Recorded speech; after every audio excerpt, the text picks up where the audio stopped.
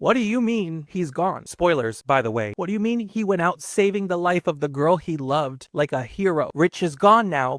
I'm gonna miss Rich. I know you probably will too. Show Rich some love in the comments. And I know that there are people that are gonna be like, why are you so emotional about this character? It's just a show. But the way he went out, the way he was able to get closure with Marge, and they were able to have one last conversation, which is like a luxury when things are going up in flames and there is an evil entity chasing people in this town. I'm grateful that they got the closure. I'm grateful that they got the closure, but damn, it was so painful to watch them saying goodbye. And I'm glad that they got to tell each other that they loved one another. And I know that for the rest of her life, Marge will never forget the Cuban boy who sacrificed his life to save hers that night at the Black Spot. Let me tell you though, what makes me even more heartbroken and upset, besides the fact that Rich is gone, because yes, I'm very well aware that any of these kids, any of the characters can be gone at any second on this show. But I am also aware of the racial inclinations that led to the fire in the first place. Like I told you guys a few weeks ago in my video breaking down why the scariest thing on this show is not the evil cosmic entity of it, but rather the times that these kids are living in. The fact that even Will's mother called it out several times about how the town just moves on in this episode, and how it wasn't it that was technically the one that set the fire to the Black Spot, and that reality for Will and these other kids is going to be there in their lives because this town moves on. The way that the next day I knew that the news was going to twist and spin the story and not even really give the names of the victims and the marginalized people whose lives were lost to such a violent hate crime like this one. And especially what was even more insulting to injury, knowing that they would not even mention Rich the next day and that they would just focus on Hank losing his life after disappearing in the fire.